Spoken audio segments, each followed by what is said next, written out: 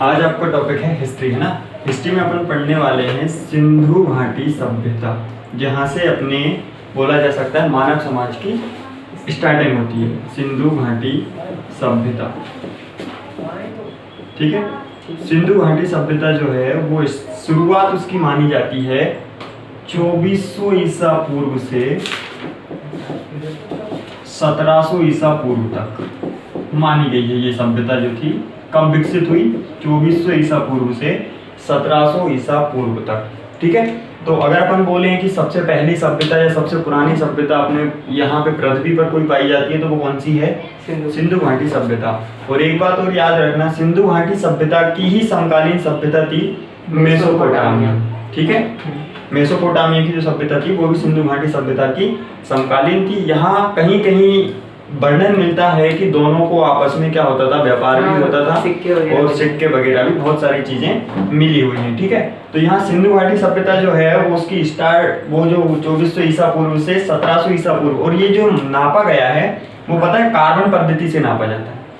कैसे नापा जाता है? इसकी जो एज होती है, मतलब ये जो यहाँ से जो भी साक्ष्य मिले हैं उनकी जो एज होती है वो कैसे पता करते हैं? तो ये होती है C14 कार्बन पद्धति। कौन सी पद्धति होती है? C14 कार्बन पद्धति, जिससे अपन किसी भी पत्थर की या किसी भी धातु की उम्र या एज निकाल सकते हैं, ठीक है। इससे आपको पता चल जाता है कि ये जो पत्थर है, ये धातु है, वो कितनी पुरानी होगी, ठीक है। और इसकी जो खोज हुई वो हुई थी आपकी 1921 में। सिंधु घाटी सभ्यता की जो खोज हुई वो हुई थी आपकी 1921 में, ठीक है। 1921 ईस्वी में, मतलब अभी की बात है। और ये की थी आपके राय बहादुर दयाराम साहनी ने। किसने की थी? राय बहादुर दयाराम साहनी, ये उनका नाम है, ठीक है। खोज की थी, मतलब ऐसा नहीं है कि सिर्फ इन्हीं ने सब कुछ किया था। ये एक टीम बनाई गई थी, अपने यहाँ का जो विभाग है एक, ठीक है। तो उस विभाग में इन्हें क्या प्रमुख बनाया गया था और इनकी टीम ने वहां पे खुदाई की और उस खुदाई में उन्हें कुछ साक्ष्य मिले, ठीक है। और वो उन साक्ष्यों के आधार पर माना जाता है कि ये साक्ष्य कहाँ के होंगे? सिंधु घाटी सभ्यता के होंगे, ठीक है। तो उन्हें रिलेट किया गया था सिंधु घाटी सभ्यता से। तो अपने यहाँ माना जाएगा कि सिंधु घाटी सभ्यता की खोज किसने की? राय बहादुर दयाराम साहनी ने। कब की? 1921 ईस्वी में। इसका काल कब से कब तक माना गया है? 2400 ईसा पूर्व से 1700 ईसा पूर्व तक, ठीक है। अब कोई डाउट नहीं। इसके बाद है, थोड़ा सा आगे बढ़ते हैं। सिंधु सभ्यता को आद्य ऐतिहासिक काल, कौन सा काल? आद्य ऐतिहासिक काल या कांस्य युग में रखा जा सकता है, ठीक है। आद्य ऐतिहासिक काल या कांस्य युग, इसमें भी सिंधु घाटी सभ्यता को रखा जा सकता है। जैसे अब युग अलग अलग युगों में बांटा गया है, ठीक है। तो वैसे ही यहाँ सिंधु घाटी सभ्यता को कहाँ रखा गया है? आद्य ऐतिहासिक काल, कांस्य युग और ताम्र युग अलग है। हाँ, आद्य ऐतिहासिक काल और एक है कांस्य युग। आप बात कर रहे हो ताम्र युग की, तो ताम्र युग में मनुष्य ने तांबे की खोज कर ली थी, लेकिन यहाँ सिंधु घाटी सभ्यता की बात करें तो वहाँ, ठीक है, तो वहाँ अपन ने क्या किया था कि मनुष्य ने तांबे की खोज नहीं की थी। वहाँ सिर्फ क्या था, कांसे के जो धातु के रूप में यूज किया जाता था, कांसा पत्थर यूज किया जाता था, ठीक है। और बहुत सारी चीजें हैं जो यूज की जाती थी, वो अपन आगे पढ़ेंगे। तो इस जो सिंधु घाटी सभ्यता थी उसको ऐसे अपन स्टार्ट कर सकते हैं, लिखो थोड़ा सा, मैं इसको समझा देता हूं। इसका अगर बोला जाए कि कहां से कहां तक फैली हुई है और इसका जो वर्णन, मतलब कहां से कहां तक इसका विस्तार है, वो कहां कहां होगा वो आप लिख लो, ठीक है। वर्तमान पाकिस्तान में हड़प्पा, वर्तमान पाकिस्तान में हड़प्पा, ठीक है, जो यहाँ ब्रैकेट में लिख दो आप, रावी नदी के तट पर है। पहला जो अपन स्थल पढ़ रहे हैं वो कौन सा पढ़ रहे हैं? हड़प्पा। ये भी सर सिंधु की सहायक नदी। हाँ, हड़प्पा जो है वो कहाँ है? पाकिस्तान में है, लेकिन कौन सी नदी के किनारे है? रावी नदी के किनारे। वर्तमान पाकिस्तान की बात है ये, है ना। तो पहले तो भारत ही था, अभी रावी नदी के किनारे है ये। ठीक है। पूछा गया क्वेश्चन है कि जो सिंधु घाटी सभ्यता का हड़प्पा नगर है वो किस नदी के किनारे बसा हुआ है? तो रावी नदी के किनारे, वो वर्तमान पाकिस्तान में है ये, ठीक है।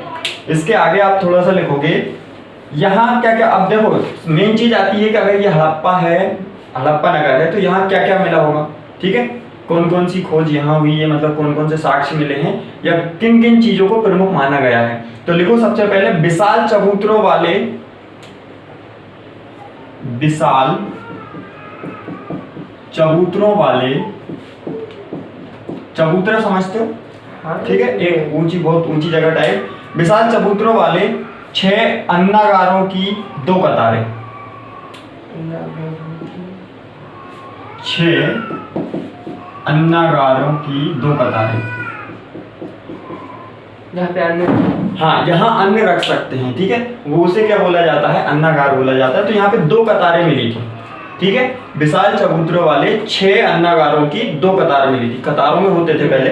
इसके बाद आते हैं अपन कि यहाँ मिला था मातृ देवी की मूर्ति, मातृ देवी बोला जाता है, जैसे मतलब अपने यहाँ होती है कुल देवी, ठीक है, वैसे ही वहाँ पे वो एक देवी को माना करते थे। नाम तो इन्होंने रखे हैं ना, हाँ, बाद में ही रखे हैं, मातृ देवी की मूर्ति, ठीक है। ये दूसरी चीज थी प्रमुख वहां से मिलने वाली, ठीक है। अब इसके बाद है मातृ देवी की मूर्ति के बाद लकड़ी की ओखली में गेहूं और जौ। ये इंपॉर्टेंट था कि गेहूं किस साक्ष्य, मतलब गेहूं जो साक्ष्य है वो कहाँ किस स्थल से मिला था, तो ये हड़प्पा से मिला था, ठीक है। तो क्या लकड़ी की एक ओखली थी, ओखली जानते हो, लकड़ी की ओखली में गेहूं और जौ, गेहूं भी मिला था और जौ भी मिला था, ठीक है। तो ये क्वेश्चन पूछा गया है कि सिंधु घाटी सभ्यता में जो गेहूं और जौ थे वो किस नगर से या फिर किस स्थल से माने जाते हैं, या उनका संबंध किस स्थल से है, तो वो कहाँ आएगा, हड़प्पा में, ठीक है। इसके बाद लिखो पासा मिला था यहाँ से, पासा जानते हो, जो खेलने वाला पासा होता है वो पासा, डाइस बोलते हैं इंग्लिश में, पासा मिला था, ठीक है। और ताम्रतुला और दर्पण, ताम्रतुला और क्या मिला था, दर्पण मिला था, मतलब कांच उस टाइम, हाँ उस समय आप समझ सकते हो कि दर्पण मतलब वहां यूज होने लगे थे, ठीक है। तो ये सभ्यता थी, इसे माना जाता है कि बहुत ही विकसित सभ्यता थी। 2400 ईसा पूर्व की बात है, मतलब बहुत पुरानी बात है। उस समय में इतना सारा मतलब इन्होंने अपने आप को सिस्टमेटिक कर लिया था कि आज भी माना जाता है कि अपना जो समाज है आज भी यहाँ पहुंचने में असक्षम है, मतलब पूरी तरह से यहाँ पहुंचने में भी असक्षम है। अभी अपने यहाँ के जो गांव हैं वो इस लेवल पे नहीं पहुंच पाए हैं जहाँ ये 3000 साल मतलब 2400 साल पहले थे, ठीक है। तो ये जो सभ्यता थी बहुत ही विकसित सभ्यता थी अपने आप में, उस समय की मानी जाती है सबसे विकसित सभ्यता यही थी। सिस्टमेटिक रहना, सारी चीजें पूरी सिस्टम से होती थी, गलियां होती थी, ठीक है, जो नगर बने होते थे उनमें बीच में पर्याप्त एक रास्ता होता था, ठीक है, और रास्ते के दोनों तरफ नालियां बनी होती थी, ठीक है। तो ये जो सभ्यता मानी जाती है आज से 2400 साल पहले की बात, 2400 नहीं 2400 ईसा पूर्व की बात है, मतलब कि 2020 साल ये और उससे 2400 साल पीछे, 4000 मतलब 4500 5000 साल मान सकते हो, ठीक है। आज से 4500 5000 साल पहले की बात है कि वहां सब इन चीजों की खोज हो चुकी थी, ठीक है। लेकिन यहाँ जो सिंधु घाटी सभ्यता थी उसका बाद में अंत हो गया, जिसका आज तक किसी को कारण एक एग्जैक्ट कारण नहीं पता है कि इसके अंत का क्या कारण था। बताया जाता है कि सिंधु घाटी में सिंधु नदी में बाढ़ आई होगी, जिसकी वजह से जो जल स्तर बढ़ा था और उस वजह से पूरी की पूरी सभ्यता समाप्त हो गई। लेकिन ये एक नदी से पॉसिबल नहीं है, एक नदी पूरी सभ्यता को समाप्त नहीं कर सकती, क्योंकि नदी जो है वो आप मान सकते हो कि पाकिस्तान वाला जो हिस्सा है उसे समाप्त कर सकती है, क्योंकि उसके आसपास जम्मू कश्मीर, ठीक है, गुजरात तक का हिस्सा मान सकते हैं अपन, ये नीचे महाराष्ट्र तक मिली है, ये जो सभ्यता है वो महाराष्ट्र तक मिली है नीचे, ठीक है। तो कहीं ना कहीं इतने बड़ी सभ्यता का एक साथ अंत हो जाना थोड़ा सा कहीं ना कहीं बोला जा सकता है कि इसका मेन कारण अभी तक किसी को नहीं पता है। यहाँ पे जो आपका सिंधु घाटी सभ्यता था उसमें कुछ और चीजें देखने को मिली थी, ठीक है, जैसे कि था कांस्य धातु की बनी हिरण का पीछा करता हुआ कुत्ता, कांस्य धातु की मूर्ति थी ये, है ना। हिरण का पीछा करता हुआ कुत्ता, उसकी मूर्ति एक बनाई गई थी, वो मिली थी खुदाई में, ठीक है। और मिला था आपका लाल बलुआ पत्थर से बना पुरुष, ये इंपॉर्टेंट है, ये लिख लो आप, लाल बलुआ पत्थर से बना पुरुष, लाल बलुआ पत्थर से बना पुरुष, ठीक है। इसको बनाने में लाल बलुआ पत्थर का यूज हुआ था, तो इसीलिए इसको कांस्य युग में रखा गया, मैं आपको जो बता रहा था, ठीक है। वो कांस्य की कांस्य, हाँ, जो कांसे की जो मूर्ति मिली थी, जिसमें क्या था, हिरण का पीछा करता हुआ कुत्ता था, हिरण का पीछा करता हुआ कुत्ता, ठीक है। और वो भी किसकी थी ये मूर्ति, कांसे की, ये कांसे की जो मूर्ति थी उसमें था, समझ में आया। तो इसीलिए इस चीज को, मतलब इस सभ्यता को कांस्य युग में रखा जा सकता है कि यहाँ कांसे का यूज होने लग गया था, ठीक है। अब इसके बाद आप दूसरा लिखोगे मोहनजोदारो या मोहनजोदड़ो, मोहनजोदड़ो, इसके ऊपर तो मूवी भी बन चुकी है, हाँ। ठीक है, देख भी ली होगी आपने, नहीं देखी हो तो देख लेना। लेकिन याद रखना यहाँ से बहुत ज्यादा बड़ा चढ़ा के दिया होगा उसने, हाँ, वो ठीक है। तो वो तो मूवी के हिसाब से है, तो अपन यहाँ इसका इंपॉर्टेंट टॉपिक करते हैं। ये भी वर्तमान पाकिस्तान में ही है, ये सिंधु नदी के तट पर है, सिंधु नदी के किनारे, ठीक है। इससे पहले वाला जो था वो रावी नदी के किनारे था, ये किस नदी के किनारे है, वर्तमान पाकिस्तान की बात है, ये भी वर्तमान पाकिस्तान में ही है। लिखो यहां से मिले थे किले मिले थे, ठीक है। बृहद स्नानागार, मतलब बहुत बड़ा स्नानागार मिला था, बृहद स्नानागार, स्नानागार तो समझते हो, हाँ, स्विमिंग पूल के साथ, हाँ बिल्कुल, स्विमिंग पूल की बात हो रही है, ठीक है। स्नानागार सामूहिक रूप से होते थे, ये जो स्नानागार है वो, जैसे कि एक स्नानागार पूरे एक नगर का होता था, ठीक है, वहां पे सब लोग जाके स्नान किया करते थे। वो जो भी है सिर्फ अंदाजा लगाया जा सकता है कि कैसा क्या हुआ होगा, हाँ। क्योंकि उस समय का वास्तविक किसी को नहीं ज्ञान है, सिर्फ आप अंदाजा लगा सकते हो कि जब स्नानागार है तो स्नान करने के लिए ही बनाया होगा, ठीक है। इसके बाद है शवाधान, शवाधान जो सबको मतलब डिस्ट्रॉय करते हैं, जैसे बोल सकते हो शमशान, हाँ। अपनी लैंग्वेज में, तो शवाधान बोला गया है वहां पे। दाढ़ी वाले पुजारी की मूर्ति, ये इंपॉर्टेंट है इसमें, दाढ़ी वाले पुजारी की मूर्ति, दाढ़ी वाले पुजारी की मूर्ति, और नर्तकी की प्रसिद्ध कांस्य मूर्ति, नर्तकी की प्रसिद्ध कांस्य मूर्ति। अब देखो यहाँ पे ये जो लाइन लिखी है, नर्तकी की प्रसिद्ध कांस्य मूर्ति, इसका मतलब क्या है। आपने नाम सुना होगा नटराज, हाँ। सुना है, हाँ। नटराज की मूर्ति सुना है ना, ये वही चीज है, इसी से मिली है, यहीं से मिली है। नर्तकी की प्रसिद्ध इसलिए बोला गया कि वो आज प्रसिद्ध है नटराज की मूर्ति के नाम से, ठीक है। तो जो नर्तकी की प्रसिद्ध मूर्ति है वो यहीं से मिली थी, कहाँ से, मोहनजोदड़ो से मिली थी। किस धातु की बनी हुई थी, कांसे की बनी हुई थी, समझ में आया, ठीक है। और एक चीज और मिली थी, वो था पशुपति मोहर। क्या था, पशुपति मोहर,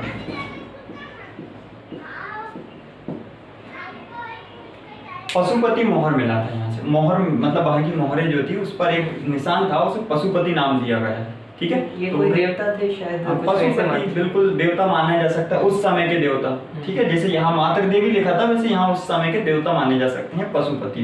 तो ये दो नगर हुए, एक हड़प्पा हो गया, एक मोहनजोदड़ो हो गया। सबसे इंपॉर्टेंट तो यही है, इससे नीचे और भी है, ठीक है।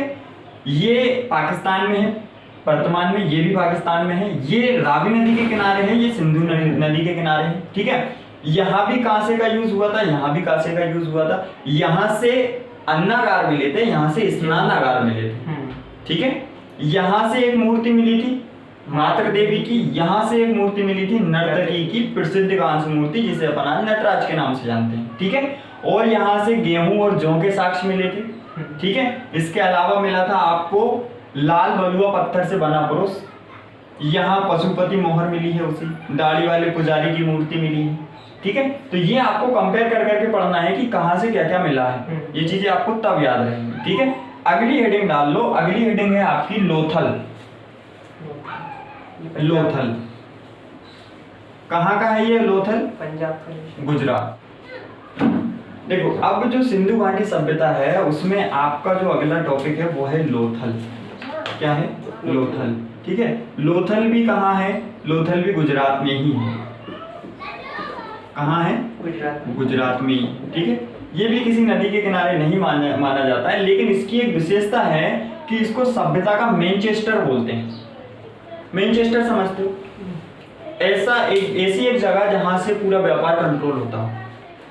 तो लोथल को क्या बोला जाता था? उस सभ्यता का मैनचेस्टर बोला जाता था। ठीक है, जैसे वहीं से एक बंदरगाह होते हैं आजकल, उस समय अगर गुजरात का लोथल था तो वहीं से उनका मेसोपोटामिया से व्यापार होना, चीजें ले जाना, आयात निर्यात, सारी चीजें वहीं से कंट्रोल होती थी, मतलब वहीं से होती थी। कहाँ से होती थी? लोथल से। इसीलिए क्या बोलते हैं इसको? सभ्यता का, मतलब सिंधु घाटी सभ्यता का मैनचेस्टर। सर ये मैनचेस्टर कोई सिटी है ना? बिल्कुल, किसके लिए इसीलिए फेमस बोला है? जाता है। बिल्कुल, व्यापार के लिए ही फेमस है। ठीक है,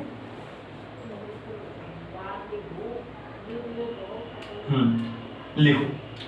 अब इसमें जो वह है, आगे लिखो टॉपिक, समुद्री व्यापार का महत्वपूर्ण स्थल इसे बोला जाता है। समुद्री व्यापार का महत्वपूर्ण स्थल है। वो तो मैनचेस्टर से समझ में आ रहा होगा कि व्यापार होता था यहाँ से, समुद्र के किनारे। हाँ। अब इसमें एक नाम आया है गोदीबाड़ा।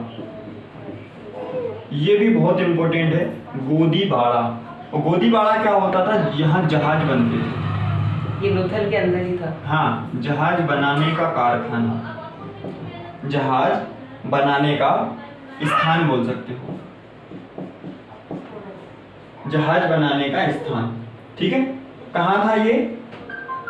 गोदीबाड़ा में। और जो कहाँ था? लोथल में माना जाता है। जहाज मतलब समुद्र के लिए? बिल्कुल, सिर्फ उस समय अब व्यापार करना है। व्यापार करने के लिए कुछ तो ऐसा होना चाहिए जिससे कि आप क्या कर सकते हो, ऐसा वाहन होना चाहिए जिससे आप क्या कर सकते हो, आराम से अपनी वस्तुओं को ले जा सकते हो, ला सकते हो। तो वो उस समय जहाज की खोज हो चुकी थी, सिर्फ उस समय चला करते थे। इतना नहीं होगा आधुनिक में। हाँ, आधुनिक नहीं बोल सकते, लेकिन वो जैसे भी करके चलाते हो, या तो हवा के द्वारा। ठीक है, तो वहां पे भी कहीं ना कहीं फिजिक्स लगाना बहुत बड़ी बात है। उस समय जब पूरी तरह से बोल सकते हैं कि शिक्षा का कोई नामो निशान नहीं था, उस समय ये सारी चीजें नियम मतलब ध्यान में रखते हुए और जहाज का निर्माण कर देना बहुत बड़ी बात थी। ठीक है, तो जहाज बनाने का स्थान वहां पाया गया है। कहाँ पाया गया है? गोदीबाड़ा में। इसके बाद लिखोगे आप धान की भूसी। चावल में। हाँ, धान की भूसी मतलब बोला जा सकता है कि ये लोग हैं धान की खेती किया करते थे। लोथल क्या किया करते थे? धान की खेती। अग्नि वेदिकाएं, अग्नि वेदिकाएं भी मिली है यहाँ से। ठीक है, ये क्या होती है? अग्नि वेदिकाएं चित्रित मृद भांड, पूरा लिखो इसको। अग्नि वेदिकाएं और चित्रित मृद भांड, चित्रित मृद भांड, इसी को अग्नि वेदिका। हाँ, अग्नि वेदिका अलग है, ये अलग है। मतलब ये चित्रित मृद भांड मतलब कि कुछ ऐसे मिट्टी पे कुछ भी चित्र बना दिए जाते हैं, उन्हें चित्रित मृद भांड बोलते हैं। अग्नि वेदिकाएं मतलब कि कुछ ऐसा होगा, पहले का जो बोला जा सकता है कि अग्नि वेदिकाएं कुछ बनाने का, बिल्कुल आग से रिलेटेड कुछ भी चीजें बनाई होगी उन्हें अग्नि वेदिकाएं बोला गया। ठीक है, इस आगे बढ़ते हैं। आगे है इसका कि कुछ चीजें मिली थी, जैसे मिला था आधुनिक शतरंज। ये आधुनिक शतरंज सोचने वाला विषय है। आज का जो शतरंज है वो उस टाइम आज से 4500 साल पहले बन चुका था। कब? आज से 4500 साल पहले की बात है कि आधुनिक जो शतरंज अपन आज खेलते हैं वो उस समय भी उसके साक्ष्य मिलते हैं। ठीक है, इसके बाद है घोड़े और जहाज की टेराकोटा आकृति। ये तो ठीक है, 45 डिग्री, 90 डिग्री और 180 डिग्री कोण मापने वाले उपकरण। सिर्फ 3 कोण नापे जाते थे, 45 डिग्री, 180 डिग्री और एक 90 डिग्री। ये तो मापने वाले उपकरण, मतलब बोल सकते हैं उस समय कहीं ना कहीं गणित का भी जो था वो माना जा सकता है कि गणित का भी विकास उस समय हो चुका था। तो उनने उपकरण भी बना लिए थे, 45 डिग्री का कोण, 180 डिग्री का कोण और 90 डिग्री का कोण उस समय भी मापा जाता था। ठीक है, अब इसके बाद अगला टॉपिक है आपका राखी गढ़ी। लिखो, अगला स्थान है राखी गढ़ी, लोथल गुजरात हो गया पूरा। ठीक है, राखी गढ़ी,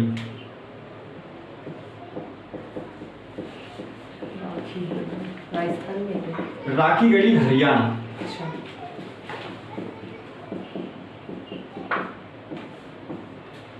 राखी गढ़ी हरियाणा, ये देखो, ये इसको बोला जाता है सभ्यता का सबसे बड़ा स्थल। जैसे इससे पहले जो अपन ने लोथल पढ़ा उसे क्या बोला है, सभ्यता का मैनचेस्टर। ये है सभ्यता का सबसे बड़ा स्थल,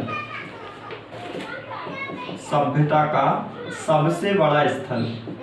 मतलब साइज के हिसाब से होता है। हाँ, साइज के हिसाब से बोला जाए तो सबसे ज्यादा भूभाग में यही जो है स्थल फैला हुआ था, उसे बोला गया है राखी गढ़ी। ठीक है, यहां से मिला है, लिखो, अन्नागार,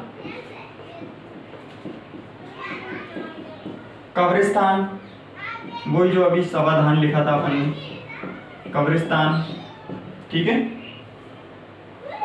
नालियां, मैंने भी बताया था आपको, रोड के दोनों तरफ नालियां विकसित हो चुकी थी उस समय पानी की निकासी के लिए। ठीक है, नालियां। और आगे एक चीज और लिख लो, इसे हड़प्पा सभ्यता की प्रांतीय राजधानी भी कहा जाता है। हड़प्पा सभ्यता की प्रांतीय राजधानी कहा जाता है।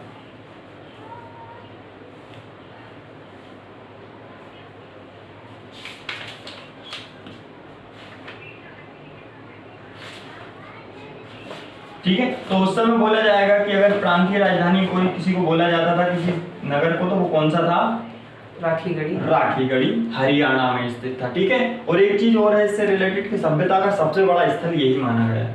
ठीक है, अब आगे लिखो, अगली हेडिंग डाल लो, रोपड़। ये कहां पर है, पंजाब में। अगली हेडिंग है आपकी रोपड़। ठीक है, और ये है सतलज नदी के तट पर, सतलज नदी के तट पर या किनारे। ठीक है, इससे पहले रावी नदी के तट पर जी हड़प्पा थी, हड़प्पा, सिंधु नदी के किनारे मोहनजोदड़ो, और ये सतलज नदी के किनारे रोपड़। ठीक है, इसके बाद है, लिखो यहाँ पे, यहाँ अंडाकार गड्ढे में मानव शव के साथ दफन कुत्ता मिला है, के साक्ष्य मिले हैं। मतलब क्या है, हाँ, अंडाकार गड्ढे में मानव के साथ दफन कुत्ता, मतलब कुत्ते को भी उसके साथ दफना दिया गया था। तांबे की कुल्हाड़ी, लिखो, इंपॉर्टेंट चीज है। फिर तो सर ये तांबे में भी ऐसा, तांबे की कुल्हाड़ी, बिल्कुल, लेकिन बहुत कम यूज।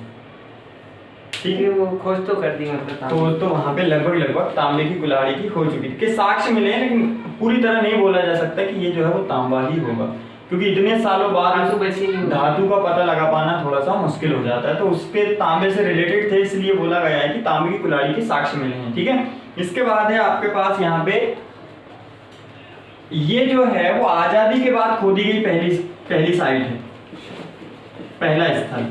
बाकी सब पहले ही, हाँ, ये आजादी के बाद खोजा गया स्थल है पहला, क्योंकि अपन ने लिखा है कि 1921 से इसकी खोज की स्टार्ट हो गई थी। ठीक है, तो यहाँ आके आजादी के बाद पहला स्थल अगर कोई खोजा गया था तो वो कौन सा था, रोपड़ था। ठीक है, तो ये अपन कहाँ पहुंच गए हैं, पंजाब तक। अब कुछ भाग इसका राजस्थान में भी है। राजस्थान में 2 स्थान है, एक है बालाथल और एक है कालीबंगा। ठीक है, तो हेडिंग डाल लो, बालाथल तथा कालीबंगा। एक साथ। हाँ एक साथ, बालाथल तथा कालीबंगा।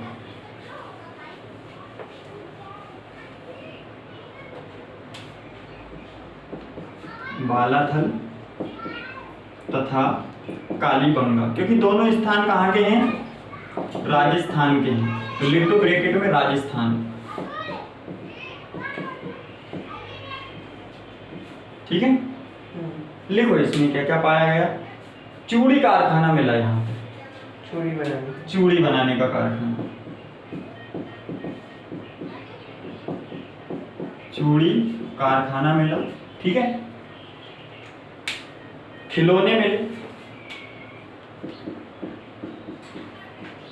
खिलौने, और एक चीज मिली थी ऊंट की हड्डियां।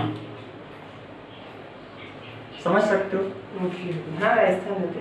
राजस्थान आज है, 4,500 साल पहले भी उस जगह पे ऊंट थे। मतलब कहीं ना कहीं रेगिस्तान उस समय भी हुआ होगा। ठीक है, ऊंट की हड्डियां मिली हैं, और इसके बाद मिला है आपको अलंकृत ईंटें,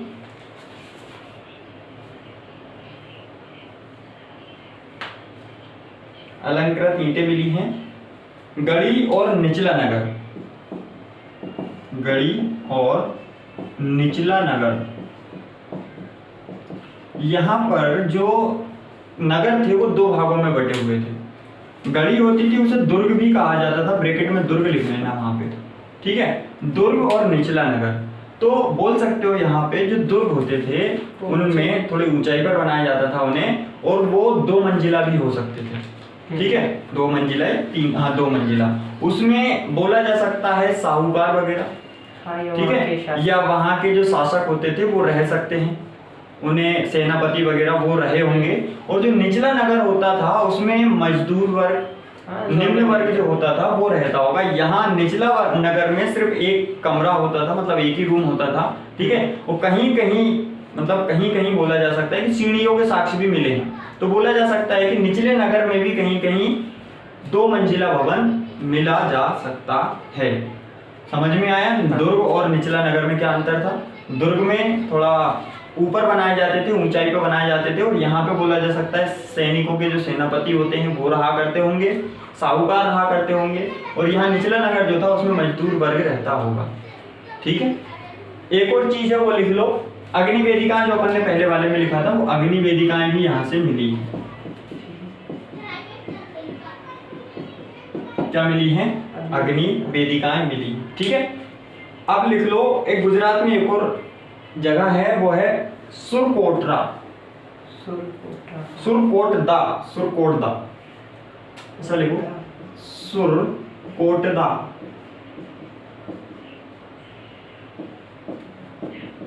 सुरकोटदा में लिखो क्या क्या मिला था। घोड़े की हड्डियों का पहला वास्तविक अवशेष, ये गुजरात में है। सुरकोटदा, हाँ ये भी गुजरात में है,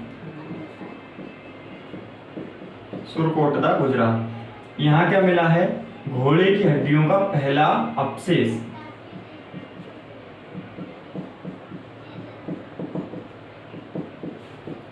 पहला अवशेष मतलब क्या बोल सकते हो कि अगर घोड़े की हड्डियों का अवशेष मिला तो मतलब घोड़े कहाँ पाए जाते होंगे? सुरकोटदा गुजरात में पाए जाते होंगे। ठीक है, क्योंकि वो यहाँ अपन ने देखा अभी कि लोथल था वो भी गुजरात में था, तो लोथल गुजरात में था, तो वहां पर क्या था? व्यापार का, उसे मैनचेस्टर कहा जाता है, तो वहां व्यापार होता होगा।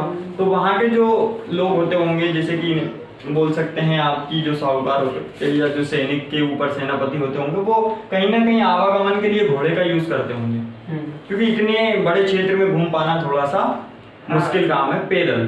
ठीक है, जैसे अब गुजरात में था व्यापार का पूरा मुख्य, तो वहां से चल के हरियाणा जाना है। ठीक है, फिर वहां से चल के जम्मू कश्मीर जाना है, पाकिस्तान में जो अभी अपन ने पढ़ा है मोहनजोदड़ो हड़प्पा है, ठीक है, वहां तक जाना है, तो घोड़े का यूज चलने के लिए होता था। ठीक है, इसके बाद है हरियाणा में बनवाली, लिखो बनवाली, बनवाली ये है हरियाणा में। ठीक है, बनवाली हरियाणा, ये अगर बोला जाए कि जो बनवाली हरियाणा बनवाली है वो किस नदी पर है, तो ये सूखी हुई जो सरस्वती है, क्योंकि आप सरस्वती नदी का कोई अस्तित्व नहीं है। हाँ। तो जो सूखी हुई सरस्वती नदी है उसके तट पर है ये बनवाली। ठीक है, यहां से मैं एक लाइन में बोल रहा हूं, लिख लो। खिलौने मिले हैं यहां से, हल मिला है,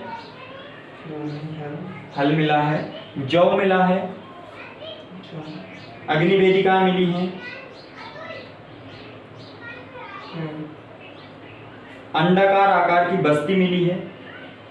बस्ती? हाँ, अंडाकार आकार की बस्ती मिली है। और एक चीज और लिख लो, अरिये गलियों वाला एकमात्र नगर। अरिये मतलब रेडियल। जैसे बोला जा सकता है कि उस नगर का एक केंद्र होता था, वहां से जो नापी जाए तो पूरी की पूरी जो त्रिज्या थी बराबर थी, और उसके चारों तरफ क्या मतलब गोल में क्या होता था, अरिये गलियां होती थी जिनमें क्या होते थे, मकान बने होते थे। ठीक है, तो ये बोला जा सकता है अरिये गलियों वाला एकमात्र नगर, एकमात्र नगर है। कौन सा है? बनवाली।